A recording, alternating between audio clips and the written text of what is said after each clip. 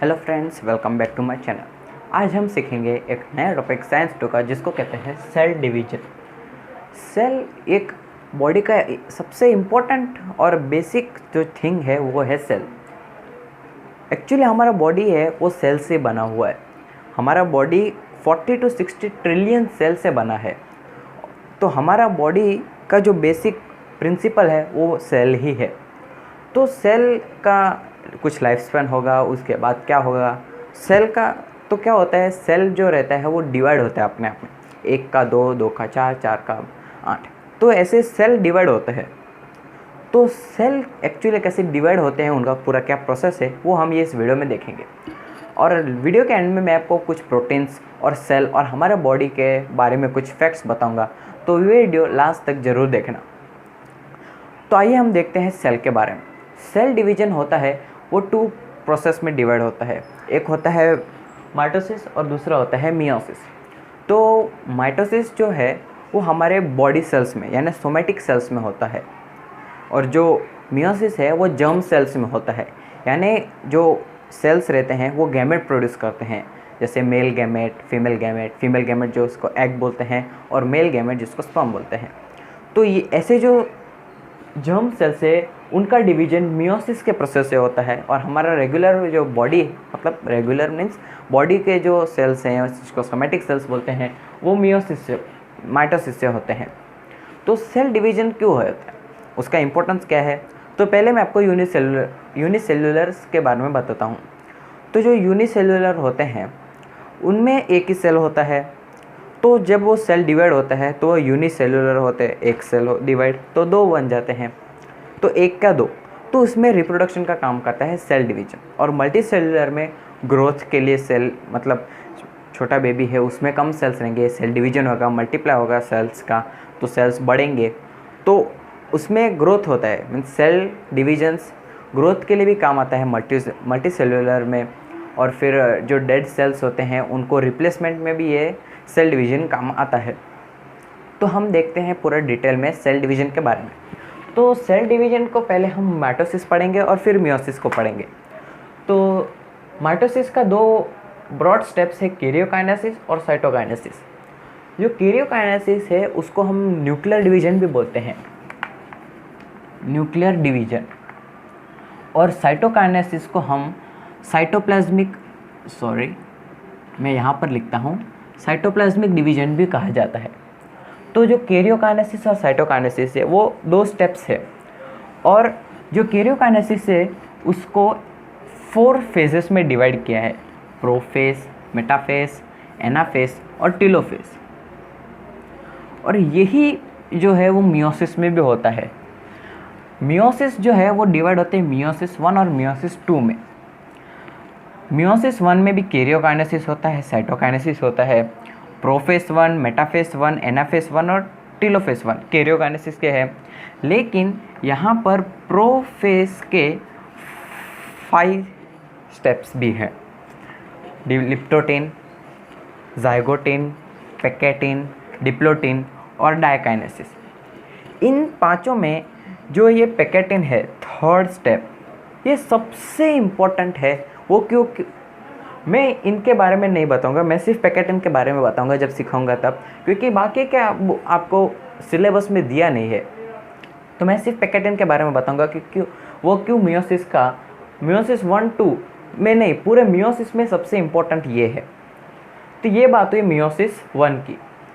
अभी मियोसिस 2 में भी सेम प्रोसेस होते हैं।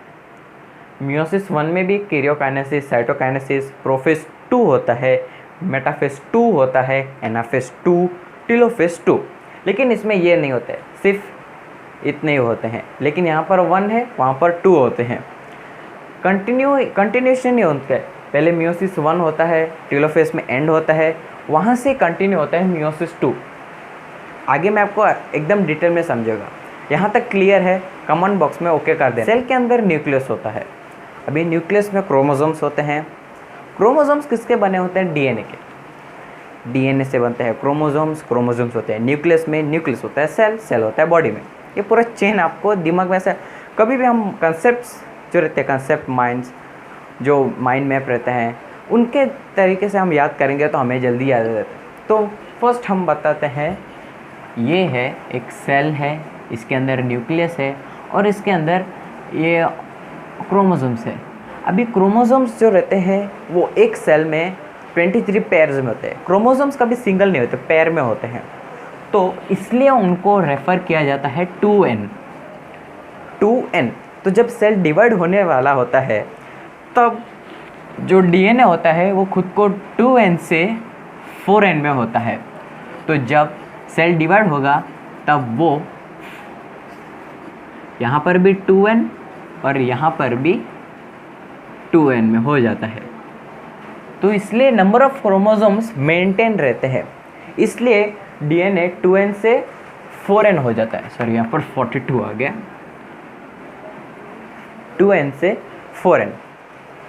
तो इतना समझ आया कि क्योंकि ये माइटोसिस में होता है और मियोसिस में थोड़ा चेंज है, अपडेट वर्जन है उसका।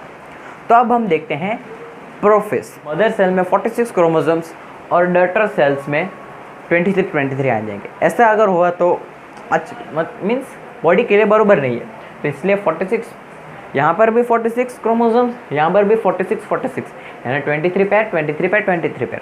अब हम देखेंगे प्रोफेस।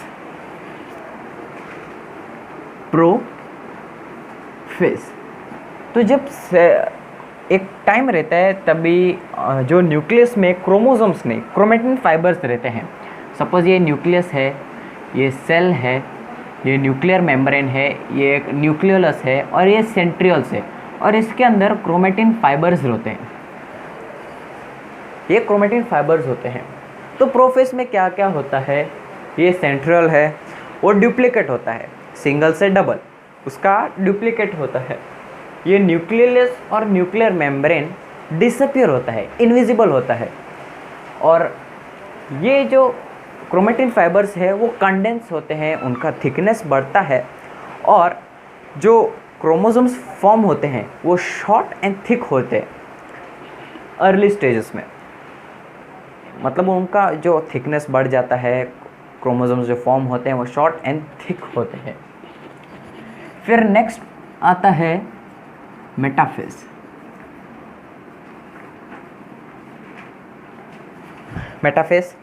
मेटाफेज में क्या क्या होता है कि न्यूक्लियोलस जो होता है वो भी डिसअपियर हो जाता है, न्यूक्लियर मेम्ब्रेन भी डिसअपियर हो जाता है। तो इसलिए इसका नेक्स्ट वर्जन जो होता है वो ऐसा हो जाता है, ये सेंट्रल्स डुप्लीकेट हो जाते हैं, ऑपोजिट जगह पर आ जाते हैं और फिर ऐसे क्रोमोसोम्स फॉर्म हो जाते हैं। क्रोमोसोम्स फॉर्म होते हैं लेकिन वो जो है वो इक्वेटोरियल प्लेन पे आ जाते हैं। ये सेल है और ये सेंट्रल्स है और वो इक्वेटोरियल जो प्लेन होता है वहाँ पर ये आ जाते हैं। जैसे अर्थ सर स्पेरिकल है, उसका इक्वेटर है, वैसे सेल भी स्पेरिकल है, उसका भी इक्वेटर है। तो ये इक्वेटोरियल प्लेन पे आ जाते हैं। ये होता है मेटाफेज में। और मेटाफेज के एंड में ये यहाँ से ना स्पिंडल फाइबर्स जो होते हैं वो रिलीज़ होते हैं। अभी आपने 9th स्टैंडर्ड में पढ़ा होगा कि जो क्रोमोसोम्स के पार्ट होते हैं, arms, P arm, Q arm, centromeres, तो यहाँ पर जो इनका सेंटर होता है उसको कहते हैं सेंट्रोमियर। तो स्पिंडल फाइबर्स वहाँ से भी फॉर्म होते हैं। फिर आता है हमारा थर्ड फेज जिसको बोलते हैं हम एनाफेज। एनाफेज में क्या होता है, ये जो सेंट्रोमियर्स पे जो स्पिंडल फाइबर्स जॉइन हुए थे वो क्रोमोसोम्स को अपने ओर खींच लेते हैं। तो क्या होता है, यहाँ से ब्रेक हो जाते हैं क्रोमोसोम्स, तो हमें फाइनली ऐसा स्ट्रक्चर दिखता है, ये सेंट्रोमियर्स और ये टूटे हुए क्रोमोसोम्स। तो ये क्रोमोसोम्स का डिवीजन हो गया, तो इसलिए इनको बोलते हैं डॉटर क्रोमोसोम्स। जब सेल डिवाइड होता है तो मदर सेल से 2 डॉटर सेल्स आते हैं, वैसे एक क्रोमोसोम से, जो एक मदर क्रोमोसोम से 2 डॉटर क्रोमोसोम्स आ जाते हैं। तो ये फॉर्म होता है एनाफेज में। ये प्रोफेज इसका अपडेटेड वर्जन, मेटाफेज इसका अपडेटेड वर्जन एनाफेज। फिर टीलोफेज में सब नेम एनाफेज ही कंटिन्यू करते हैं। अभी यहाँ पर न्यूक्लियोलस, न्यूक्लियर मेम्ब्रेन वापस विजिबल हो जाते हैं। तो ये एक न्यूक्लियस बन जाता है, फिर ये एक न्यूक्लियस बन जाता है। मैं इसको अब थोड़ा और अपडेटेड वर्जन में दिखा देना। ये पूरा सेल है, यहाँ पर न्यूक्लियर मेम्ब्रेन आ जाता है, यहाँ पर न्यूक्लियस फॉर्म होता है, एक सेंट्रल यहाँ पर, एक सेंट्रल यहाँ पर, और यहाँ पर क्रोमोसोम्स आ जाते हैं, डॉटर क्रोमोसोम्स। फिर क्या होता है, यहाँ पर एनाफेज खत्म होता है, फिर आता है टीलोफेज। अभी टीलोफेज में क्या होता है कि यहाँ पर जो क्रोमोसोम्स है, अभी सपोज प्रोफेज में जो भी हुआ उसका ऑपोजिट टीलोफेज में होता है। प्रोफेज में क्या हुआ, कंडेंसेशन हुआ, यहाँ पर डीकंडेंसेशन होगा, यहाँ पर इसका थिकनेस बढ़ा, यहाँ पर इसका थिकनेस कम होगा, यहाँ पर शॉर्ट एंड थिक थे क्रोमोसोम, यहाँ पर लॉन्ग एंड थिन हो जाएंगे। पूरा इसका रिपीट होता है, पूरा प्रोफेज का रिपीट होता है, और ये वापस ऐसा हो जाता है, वापस ऐसा हो जाता है। तो दो न्यूक्लियस बन गए, ये न्यूक्लियस का स्टेट, हाँ, सेल्स का स्टेट नहीं, ऐसा बन जाता है। अभी एक सेल दो न्यूक्लियर, अभी यहाँ पर हमारा न्यूक्लियर डिवीजन ख़त्म होता है, क्योंकि एक न्यूक्लियर था उसका डिवीजन हो गया, दो बन गए। अभी क्या होता है, अभी साइटोकाइनेसिस का एंट्री होता है। अभी क्या होता है साइटोकाइनेसिस में, यहाँ पर मैं 2 लिखता हूँ, साइटोप्लाज्मिक डिवीजन, शॉर्ट फॉर्म समझ जाना। तो यह सेल है, इसमें नॉच फॉर्म होता है, ऐसा नॉच। अभी ये साइटोप्लाज्म है, इसका डिवीजन हो रहा है, ये धीरे धीरे और डीप होता है, ये और डीपर होते ही जाता है, और फाइनली इसका और लेटेस्ट वर्जन 2 सेल फॉर्म हो जाते हैं विथ न्यूक्लियस। समझे? तो एक सेल से 2 सेल हमारे पास आ गए, हो गया माइटोसिस डिवीजन। फिर इसमें ये जो स्टेट है ये सेम टू सेम स्टेट है, एक सेल न्यूक्लियस, इसमें भी क्रोमैटिन फाइबर्स होते हैं, फिर इसका वापस डिवीजन होता है, इसका वापस डिवीजन होता है, ऐसे करते करते एक सेल से 2 सेल, फिर 2 से 4, तो ऐसे ये डिवीजन होता है। ये हो गया माइटोसिस का। अभी हम इसके बेसिस पे माइटोसिस पे हमको शॉर्ट नोट आता है पूरा, कभी कभी माइटोसिस और मियोसिस का डिस्टिंग्विश बिटवीन भी आता है। तो इसके कुछ प्रॉपर्टीज़ हम देखते हैं कि माइटोसिस जो होता है वो सोमेटिक सेल्स में होता है, फिर माइटोसिस जो होता है वो इक्वेशनल डिवीजन भी कहा जाता है, क्योंकि यहाँ पर भी मैंने कहा था कि जो मदर सेल्स होता है उसमें भी 2n होता है, और जो डॉटर सेल्स होते हैं उसमें भी 2n और 2n होता है, तो इक्वल नंबर ऑफ क्रोमोसोम से, तो इसलिए इक्वेशनल डिवीजन भी उसको कहा जाता है। और यहाँ पर जो DNA जो होता है वो जो ट्वाइस भी होता है, मैंने कहा था 2n to 4n, मतलब ट्वाइस हो गया, तो ये ट्वाइस भी 1 से होता है और डिवाइड भी 1 से होता है। ये पॉइंट आपको आगे समझेगा मियोसिस में। तो यहाँ तक, तो अब हम देखेंगे मियोसिस 1। अभी मियोसिस में क्या होता है, मियोसिस 1 में क्या होता है, सेम प्रोसेस होता है, 2n का 4n होता है। तो ये जो है वो सेल है, इसमें न्यूक्लियस, सेंट्रल्स डुप्लीकेट होते हैं। इसमें भी हम देखते हैं प्रोफेज 1। अभी प्रोफेज 1 में बाकी में जो था लिप्टोटिन, डिप्लोटिन, ज़ाइगोटिन, पैकेटिन, डिप्लोटिन, डायकाइनेसिस, तो ये 5 स्टेप में मैं अब सबको सब में एक पूरा समराइज में बोल देता हूँ कि इसमें सब 5 में सिर्फ कंडेंसेशन होता है, थिकनेस होता है, तो लॉन्ग थ्रेड में फॉर्म होते हैं क्रोमोसोम्स। तो इसमें सिर्फ अभी मैं आपको पैकेटिन ही बारे में बताऊंगा। तो ये सपोज एक न्यूक्लियस है, और इसमें ये जो है ये क्रोमोसोम्स है, एक में मीन्स जो रहते हैं क्रोमोसोम्स वो पैर में होते हैं। तो ये सपोज ब्लैक कलर का है, होता नहीं है, मैं आपको बताता हूँ। तो ये एक क्रोमोसोम और ये दूसरा क्रोमोसोम, तो इसमें आगे क्या होता है, इसका इतना पार्ट और इसका इतना पार्ट, ये यहाँ पर और ये वहाँ पर आ जाता है। तो हमें कैसा दिखता है,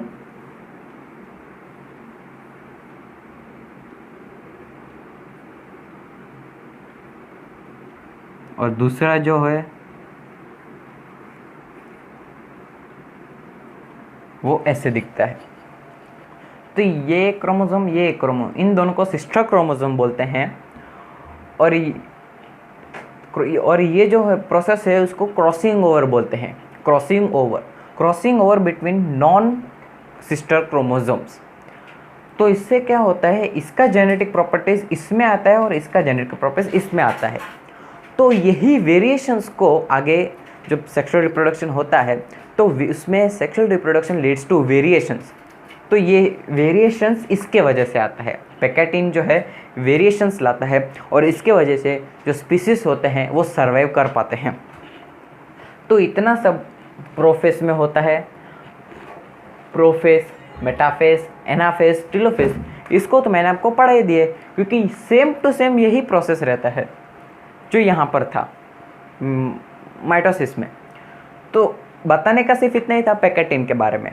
अगर टाइम नहीं है इसलिए मैं आपको डायरेक्ट बता देता हूँ फोर्थ प्रोसेस टेलोफेस के बारे में। टेलोफेस 1, ये पूरा आपको पता है प्रोफेस में क्या होता है, मेटाफेस में क्या होता है, एनाफेस में क्या होता है। जो माइटोसिस में पढ़ा वही मियोसिस में होता है। डिफरेंस यहाँ था प्रोफेस में, डिफरेंस सिर्फ प्रोफेस में था पैकेटिन का, वो मैंने आपको बताया। अभी टेलोफेस में क्या होगा, ये 2 सेल्स फॉर्म होंगे 2n। अभी क्या, अभी मियोसिस 2 आएगा। अभी मियोसिस 2 में क्या होता है, ये दोनों सेल्स का डिवीजन होता है, ये दोनों सेल्स डिवीजन होता है। और जो डिवीजन होता है अभी इसमें मैंने कैसे बताया था 2n to 4n होता है, लेकिन अभी यहाँ पर 2n का 2n ही रहेगा। तो वहाँ पर भी प्रोफेस कंटिन्यू होगा, मेटाफेस कंटिन्यू होगा, एनाफेस कंटिन्यू होगा, टेलोफेस कंटिन्यू होगा। फिर वहाँ पर वापस उसका साइटोप्लाज्मिक डिवीजन होगा। तो मियोसिस 1 में साइटोप्लाज्मिक डिवीजन होने के बाद ऐसा दिखता है, और मियोसिस 2 में साइटोप्लाज्मिक डिवीजन होने के बाद ये 2 है। अभी ये दोनों मदर सेल्स हो गए, ये एक मदर सेल था, उससे 2 फॉर्म हुए। अभी इसका 2 सेल्स, इसका 2 सेल्स, टोटल 4 सेल्स फॉर्म होंगे। तो माइटोसिस में कैसा था कि माइटोसिस को हम इक्वेशनल डिवीजन भी कहते थे, क्योंकि वहाँ पर 2n का 2n ही होता था। इसको रिडक्शनल डिवीजन कहते हैं, क्योंकि यहाँ पर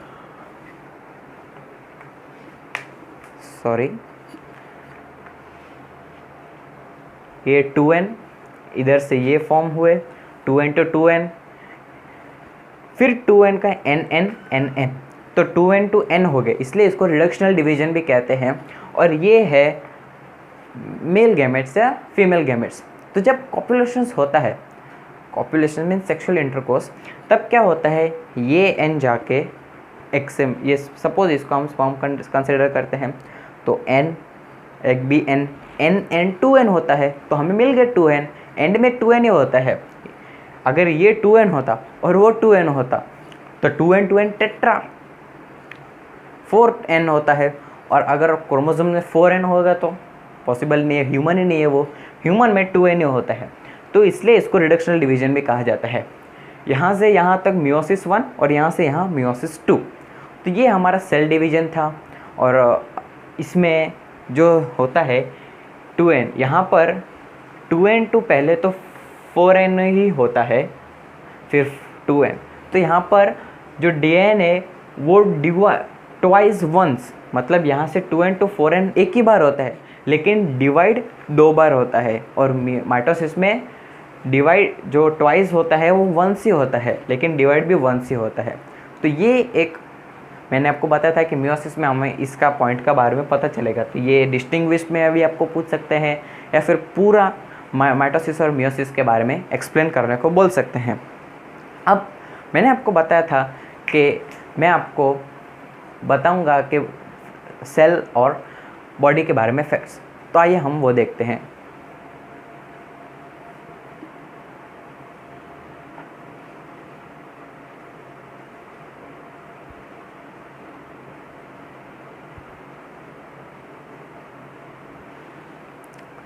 फ्रेंड्स, आपको मैंने बात प्रोटीन्स जो देते, मतलब मैंने आपको बताया एनर्जी प्रोडक्शन कैसे होता है, तो ग्लूकोज से हमारे कार्बोहाइड्रेट से ग्लूकोज और ग्लूकोज से हमारा बॉडी में एनर्जी होता है।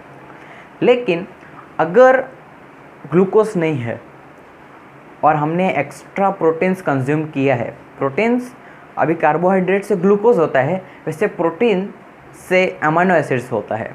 तो बॉडी क्या करता है, अमाइनो एसिड्स को लेता है और उससे एनर्जी बनाता है। तो अमाइनो एसिड जब यूज़ होते हैं तब उसे वो प्रोसेस को कहा जाता है ग्लूकोनियोजेनेसिस। और एक मतलब जो एनर्जी प्रोड्यूस होता है कार्बोहाइड्रेट से वो होता है 4 किलो कैलोरी पर ग्राम। तो ये जो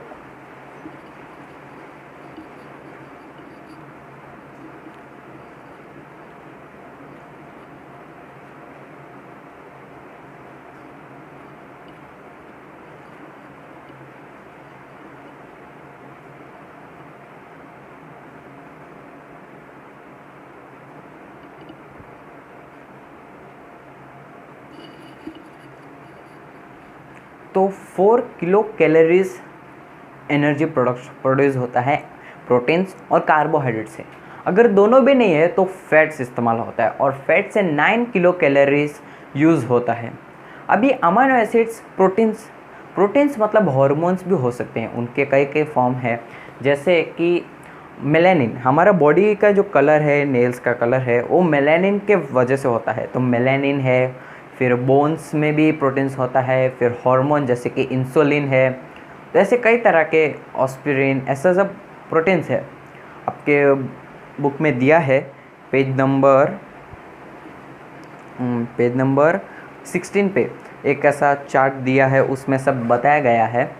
और फिर हम विटामिन्स जो कंज्यूम करते हैं, विटामिन्स कई तरह के होते हैं, मतलब लिमिटेड ही है, बहुत ज़्यादा नहीं है। जैसे ए, बी, सी, डी, ई और के। तो इसमें जो बी, सी होते हैं वो ऑर्गेनिक सॉल्यूशन है, जो ऑर्गेनिक सॉल्वेंट होता है उसमें सॉल्यूबल होते हैं। और बाकी के जो हैं ए, डी, ई, के, ये वाटर सॉल्यूबल है, तो ये वाटर में इजीली सॉल्यूबल हो जाते हैं। और B2 जिसको हम निकोटिनामाइड भी बोलते हैं, जो हमें NADH2 आया था, जो क्रेब्स साइकिल्स में फॉर्म होता था, ग्लाइकोलाइसिस में फॉर्म हुआ था NADH2, वो NADH2 फॉर्म होता है ये भी एक विटामिन है B2। और राइबोफ्लेविन B5, जो FADH2 था, राइबोफ्लेविन वो B5 है विटामिन। अभी बात करते हैं हमारा बॉडी में वाटर की। तो हमारा जो बॉडी है उसमें अप्रोक्सीमेटली 65 to 70% जो है वो वाटर ही है। मतलब बॉडी का मास का जो, अभी सपोज़ किसी का 100 kg मास है तो उसमें 65 to 70 kg तो सिर्फ वाटर ही है, 65-70 kg सिर्फ वाटर का ही मास है। और हमारा जो ब्लड है उसमें 90% वाटर होता है, और सेल्स में भी मोस्ट 90% वाटर ही होता है। तो हमारे बॉडी को इतना वाटर की नीड होती है। तो ये कुछ फैक्ट्स थे प्रोटीन्स और बॉडी के बारे में। जो सेल्स भी थे, इसमें सेल्स में हमारा सेल का जो मास होता है वो 90% वाटर का ही होता है। और एनर्जी को आपने बताया कि ग्लूकोनियोजेनेसिस एक प्रोसेस है जिससे हमें एनर्जी मिलती है प्रोटीन से, यानी अमीनो एसिड से। Thanks for watching the video.